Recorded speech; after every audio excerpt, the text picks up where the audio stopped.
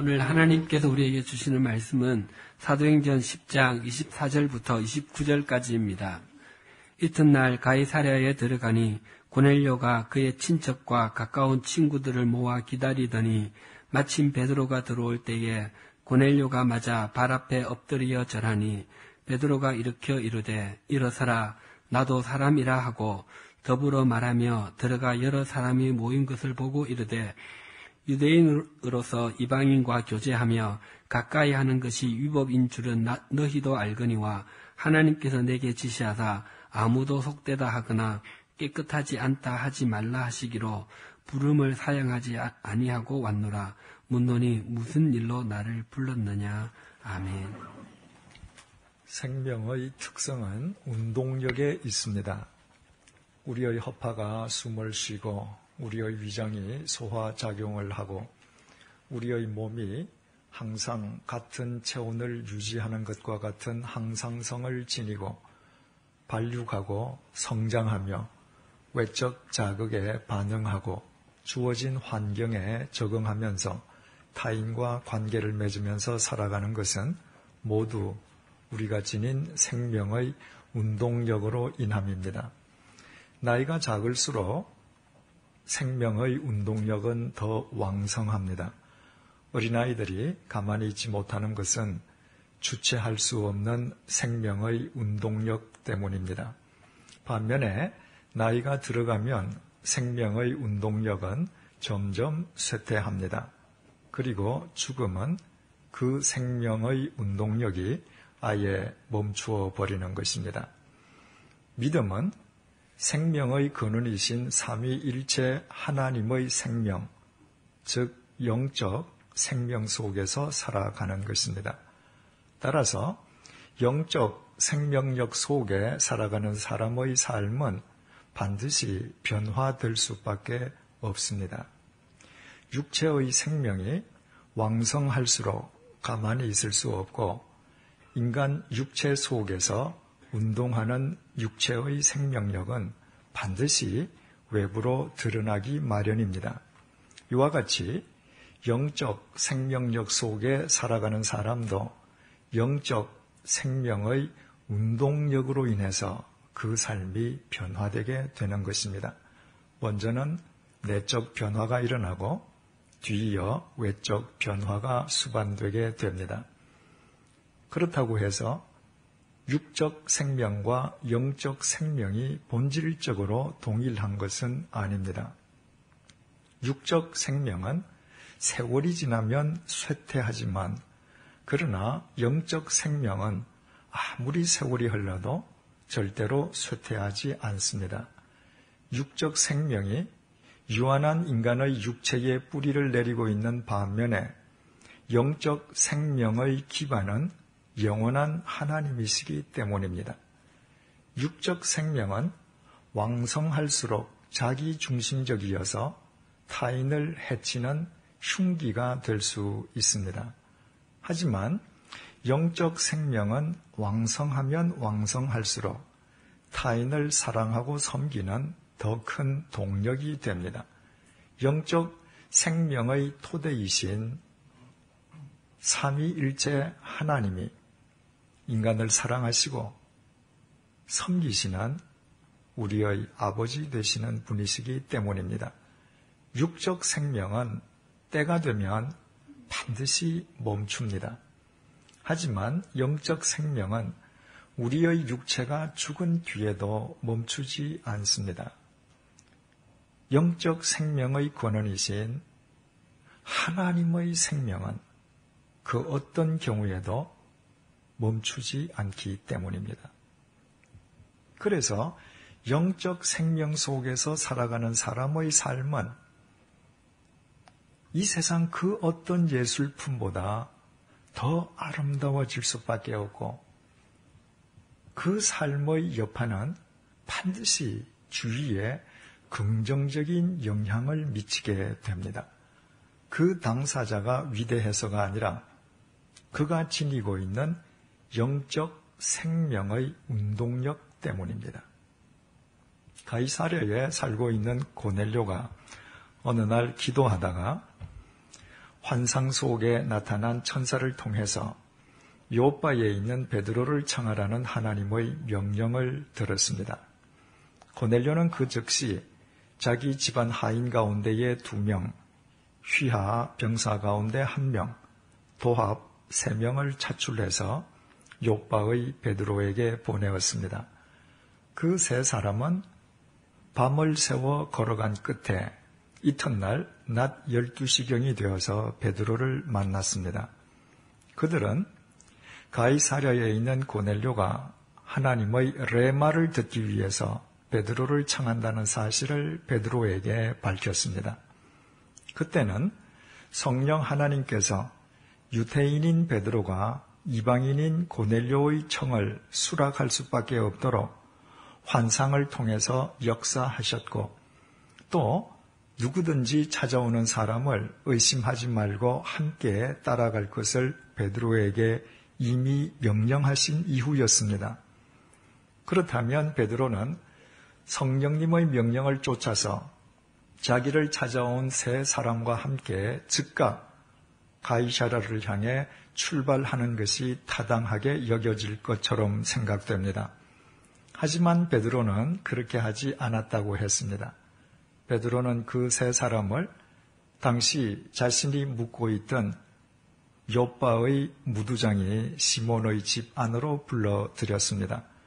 먼 길을 걸어왔기에 잠시 목을 축이게 한 뒤에 길을 나서기 위함이 아니었습니다. 그때의 시간이 낮 12시였으므로 함께 점심 식사를 한 뒤에 출발하려 했던 것도 아니었습니다. 밤을 새워 걸어온 그들을 배려해서 그들이 하루 동안 푹 쉴 수 있도록 그들을 유숙하게 해주기 위함이었습니다. 베드로 자신의 입장으로는 그 즉각 출발할 수 있었지만 심신이 분명히 필요할 그 3사람들을 위해서 베드로는 하루 동안을 기다렸던 셈이었습니다. 이튿날이 되었습니다. 고넬료가 3사람을 보낸 날로부터 따지자면 사흘째 되는 날이었습니다. 베드로는 하루를 푹 쉰 3사람들과 함께 요바를 출발해서 가이사랴를 향했습니다. 그런데 요바에 살고 있는 6명의 그리스도인들이 베드로와 합류했습니다. 그래서 베드로를 찾아온 3사람의 요바의 6 그리스도인들을 포함해서 총 10명이 가이사랴를 향해 나아갔습니다. 그 결과를 본문 24절이 밝혀주고 있습니다.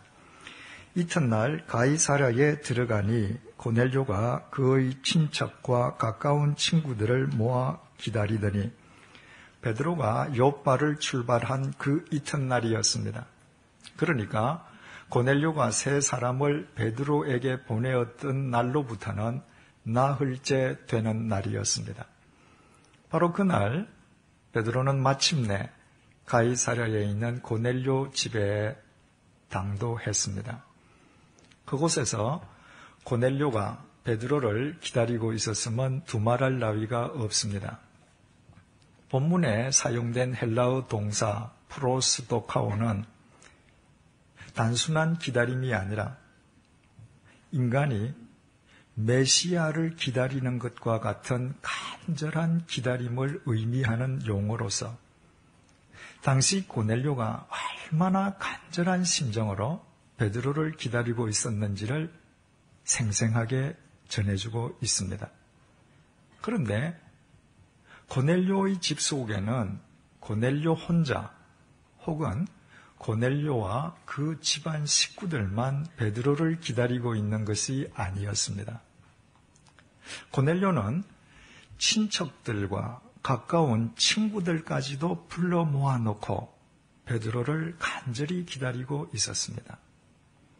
베드로가 고넬료의 집에 당도한 뒤에 베드로를 고넬료가 만나고서 그때 부랴부랴 자기 친척과 친구들을 불러 모은 것이 아니었습니다.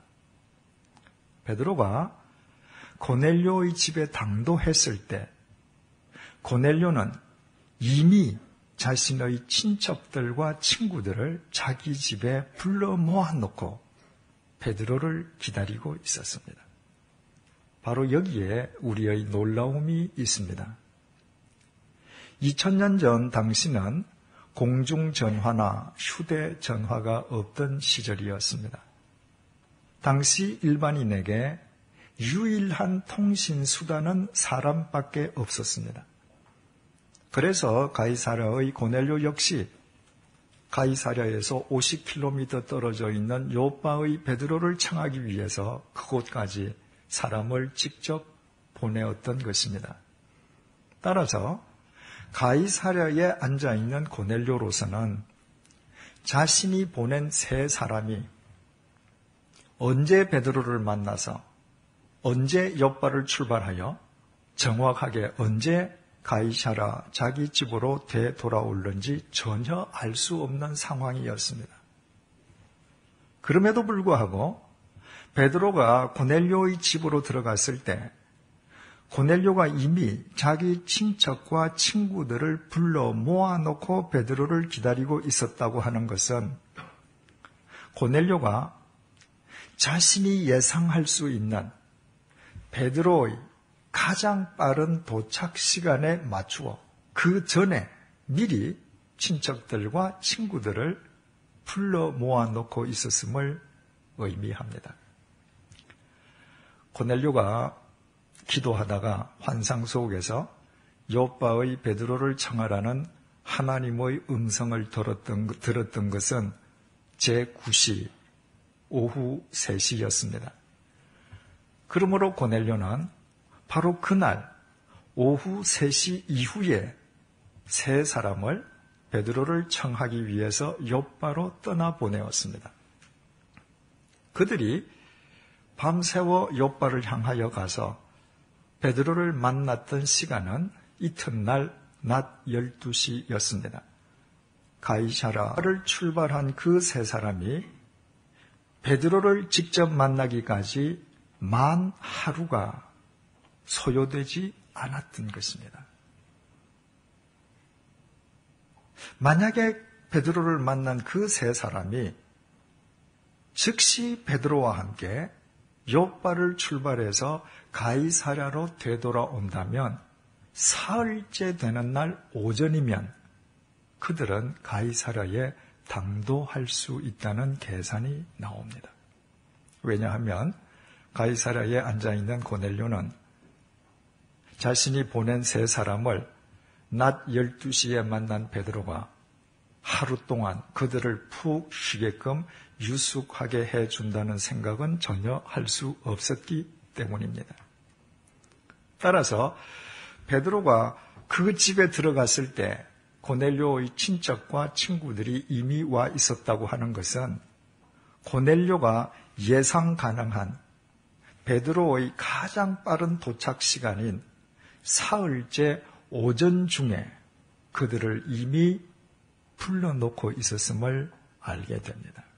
그러나 실제로 베드로가 도착했던 날은 사흘째 되는 날이 아니라 그 하루 지난 나흘째 되는 날이었습니다. 나흘째 되는 날 베드로가 가이사랴 고넬료 집에 도착했던 시간이 몇 시였는지는 고넬료가 직접 밝혀주고 있습니다. 고넬료를 만난 베드로가 대체 무슨 까닭에 자신을 청했는지를 물었습니다. 그때 고넬료는 자신이 베드로를 청하지 않을 수 없도록 환상 속에서 역사하신 하나님에 대해서 설명하는 가운데 30절을 통해서 이렇게 말을 했습니다. 내가 나흘 전 이맘때까지 내 집에서 제9시 기도를 하는데, 지금 고넬료가 말한 이맘때란 제9시, 바로 오후 3시 이후의 시간이었습니다. 따라서 베드로가 고넬료의 집에 도착했던 시간은 나흘째 되는 날 오후 3시 이후였습니다. 따라서 고넬료가 자기 친척과 친구들을 사흘째 되는 날 오전 중에 자기 집에 불러 모아놓고 베드로를 기다리기 시작했다면 실제로 그는 만 하루 이상을 기다린 셈이 됩니다. 만 하루 이상을 그냥 가만히 앉아서 기다릴 수는 없는 노릇입니다. 함께 있는 사람들에게 몇 끼니의 식사와 잠자리도 제공해 주어야만 합니다. 베드로가 언제 도착할는지, 저녁에 도착할는지, 한밤중에 도착할는지, 새벽녘에 도착할는지 전혀 알 수 없었기 때문입니다. 한두 사람도 아니고 여러 명의 친척들과 친구들을 한데 불러 모아놓고 몇 끼니의 식사와 잠자리를 제공한다고 하는 것은 여간 번거로운 일이 아닙니다. 그런데도 고넬료는 그렇게 했습니다. 2000년 전 로마 제국 정예부대 이달리아 부대의 백부장이었던 고넬료는 결코 바보거나 천치가 아니었습니다. 만약 고넬료가 자기 친척이나 친구들이 사도 베드로로부터 직접 복음을 들을 수 있도록 그들을 배려해주고 싶었다 해도 베드로가 가이사랴에 당도한 이후에 하인들을 풀어 친척들과 친구들을 얼마든지 불러올 수 있었습니다. 그렇게 했다 할지라도 그 누구도 베드로를 탓하지 않았을 것입니다. 탓하기는커녕 그 경우에도 그의 친척들과 친구들은 고넬료에게 깊이 감사했을 것입니다. 그런데도 왜 고넬료는 만 하루 이상 전에 친척들과 친구들을 불러 모아놓고 베드로를 기다리고 있었을까요? 고넬료 속에서 역사하는 생명의 운동력 때문이었습니다. 사도행전 10장 2절은 고넬료를 가리켜서 하나님을 경외하고 백성을 많이 구제하며 하나님께 항상 기도하는 사람이라고 소개하고 있습니다. 이 소개말의 순서가 중요합니다. 고넬료가 본래부터 사람을 구제하는 심성을 지녔기 때문에 절로 하나님을 경외하게 된 것이 아니었습니다. 고넬료가 먼저 기도할 줄 알았기에 하나님을 경외하게 된 것도 아니었습니다. 그는 하나님을 먼저 경외함으로써 사람을 구제할 줄 알게 되었고 하나님께 기도할 줄 알게 되었습니다. 하나님을 경외함으로써 하나님의 생명력 속에 그가 거했기 때문입니다. 그의 속에서 살아 역사하는 생명의 운동력을 힘입어서 그는 백성을 구제하되 많이 구원할 수 있었고 하나님께 기도하되 항상 기도할 수 있었습니다. 그 결과 사도행전 10장 4절의 증언처럼 그의 기도와 구제는 하나님께 기념비로 상달되었습니다. 그것은 인간의 노력이나 능력만으로는 결코 불가능한 일이었습니다. 하나님의 생명력 속에 거하면서 하나님의 생명의 운동력 속에 자기 자신을 맡기는 사람에게만 가능할 수 있는 일이었습니다. 이처럼 고넬료가 하나님의 생명력 속에서 살아가는 사람이었기에 베드로가 도착하기 하루 전부터 자기 친척과 친구들을 불러 모아놓고 몇 끼니의 식사와 잠자리를 제공하는 것은 그에게 전혀 번거로운 일이 아니었습니다. 오히려 고넬료에게 그것은 지극히 자연스러운 일이었습니다. 바로 그것이 생명의 특성이기 때문입니다. 참된 생명은 반드시 헌신과 봉사와 섬김의 형태로 누구에겐가 흘러가는 법입니다. 생명은 생명이란 말 그대로 살아 역사하는 운동력이기 때문입니다.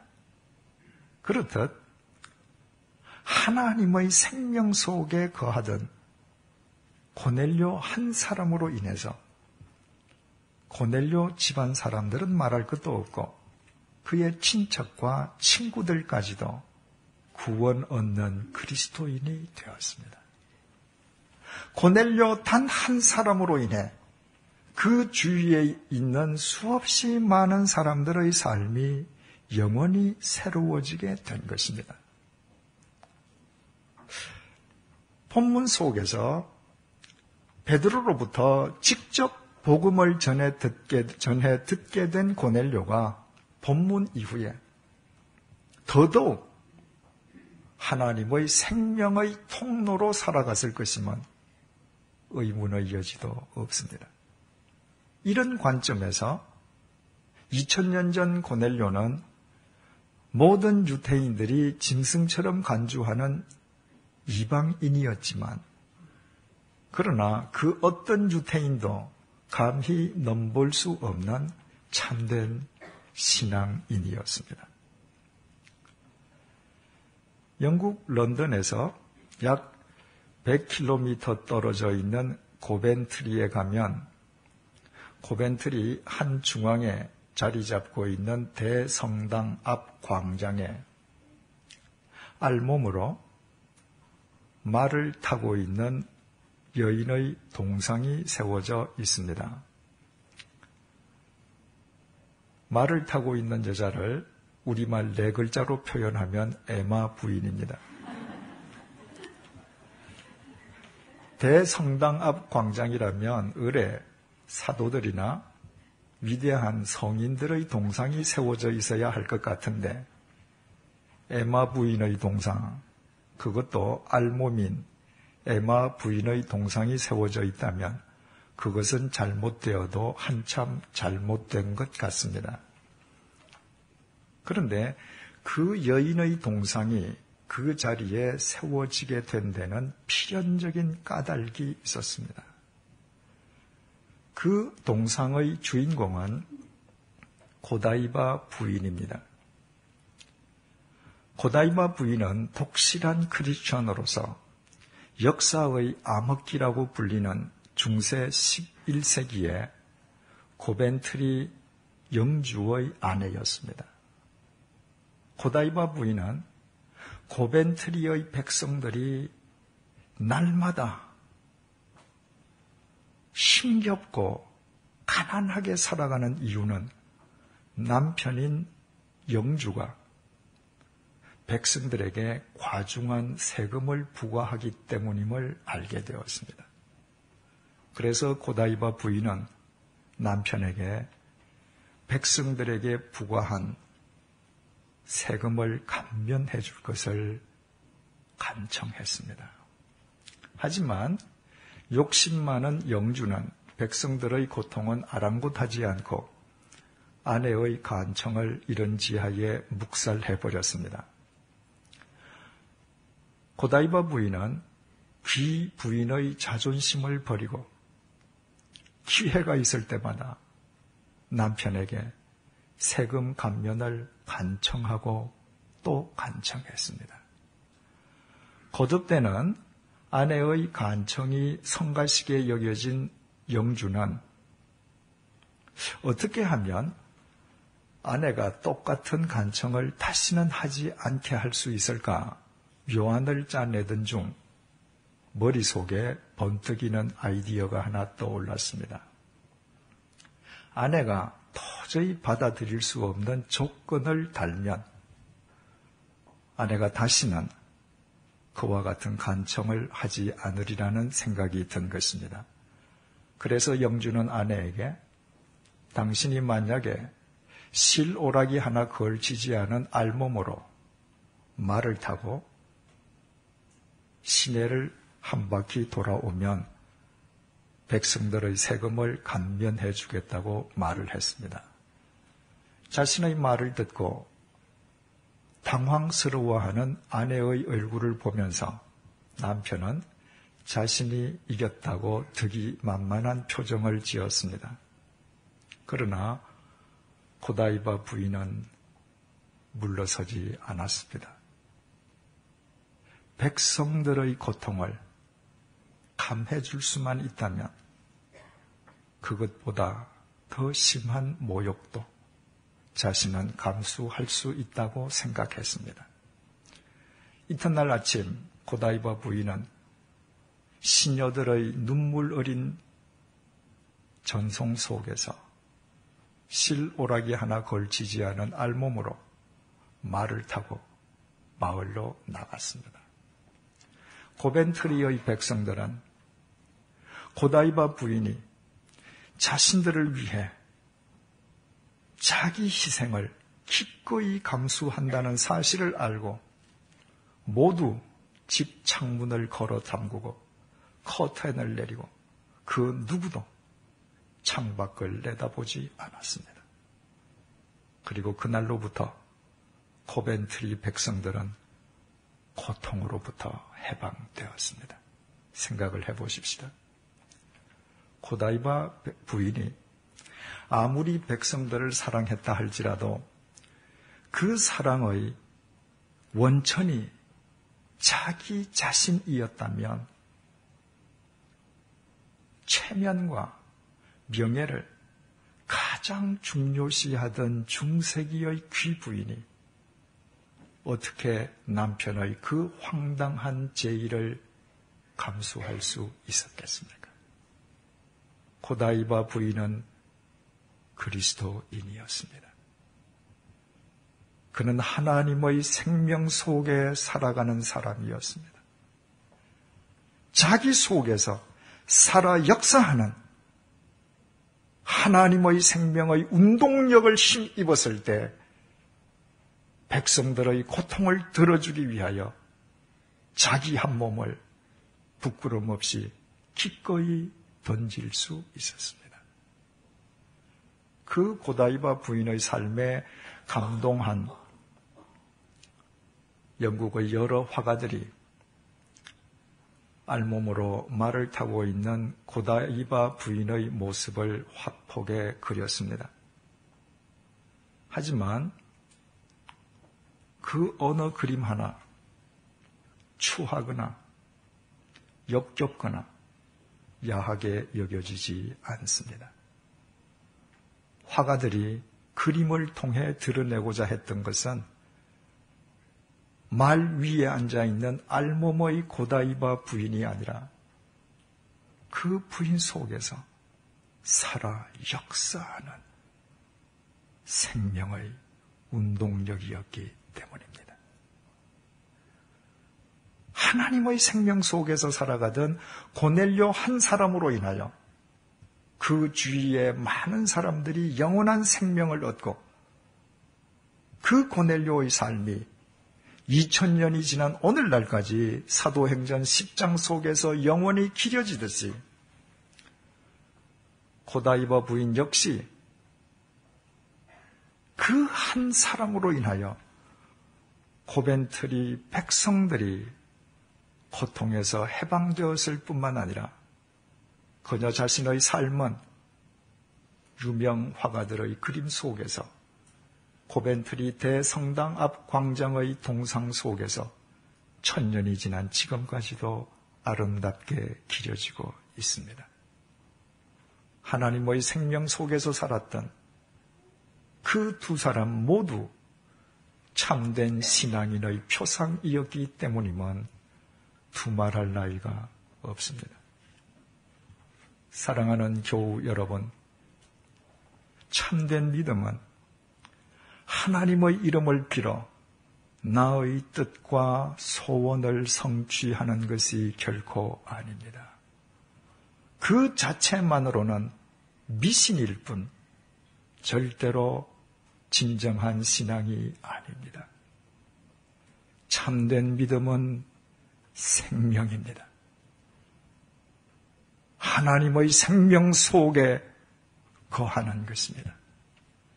그 생명력의 운동력 속에 자기 자신을 맡기는 것입니다. 그래서 그 생명 속에서 자신이 먼저 새로워지고 주위 사람들을 위한 생명의 통로로 살아가는 것입니다. 하나님의 그 생명이 하나님의 말씀 속에서 이 시간 우리에게 임하셨습니다. 하나님의 말씀 속에서 우리 모두 날마다 하나님의 생명을 먹고 마십시다. 오직 그 생명 속에서 살아가십시다. 그 생명의 운동력 속에서 생각하고 그 생명의 운동력을 힘입어 행동하십시다. 그때부터 우리가 아무리 보잘것없다 할지라도 우리의 삶은 전혀 새로운 의미를 지니게 될 것입니다. 우리가 그 생명력 속에서 살아가는 한 우리를 둘러싸고 있는 상황과 처지는 전혀 문제가 되지 않습니다. 그 생명은 천지를 창조하신 하나님의 영원하신 생명이요 전능하신 능력의 생명이기 때문입니다. 바로 이것이 온갖 역경 속에서도 자신과 이스라엘의 역사를 동시에 새롭게 했던 다윗이 이렇게 고백한 까닭입니다. 여호와는 나의 빛이요 나의 구원이시니 내가 누구를 두려워하리요. 여호와는 내 생명의 능력이시니 내가 누구를 무서워하리요. 기도하시겠습니다. 3000년 전 다윗에게 부어주셨던 하나님의 생명, 2000년 전 가이사랴의 고넬료와 함께 하셨던 하나님의 생명, 1000년 전 고벤트리 고다이바 부인을 감싸 주셨던 하나님의 생명, 그 생명이 오늘 우리에게 임하심을 감사드립니다. 나는 생명의 떡이라고 말씀하신 주님, 주님의 말씀 속에서 하나님의 생명을 날마다 먹고 마시게 하옵소서. 언제 어디서나 하나님의 생명 속에 거하게 하옵소서. 그 생명의 운동력 속에서 생각하고 그 생명의 운동력을 힘입어 행동함으로 우리 자신이 새로워지게 하옵시고 우리가 어디에 있든 우리의 삶을 통해 그 생명이 흘러 넘치게 하옵소서. 그 넘치는 생명으로 인해 우리 자신이 우리 주위 사람과 우리 사회를 새롭게 하는 우리 시대의 고넬료와 고다이바 부인이 되게 하여 주옵소서. 우리는 비록 연약하고 보잘것없을지라도 천지를 창조하신 하나님의 영원하신 생명, 능력의 생명이 우리와 함께 하심에 그 어떤 상황 속에서도 흔들림 없는 신앙인으로 살아가게 하옵소서. 그리하여 3000년 전 다윗의 고백이 21세기를 살아가는 우리 모두의 삶의 고백이 되게 하옵소서. 여호와는 나의 빛이요 나의 구원이시니 내가 누구를 두려워하리요. 여호와는 내 생명의 능력이시니 내가 누구를 무서워하리요. 이 모든 말씀 예수님의 이름으로 기도드립니다. 아멘.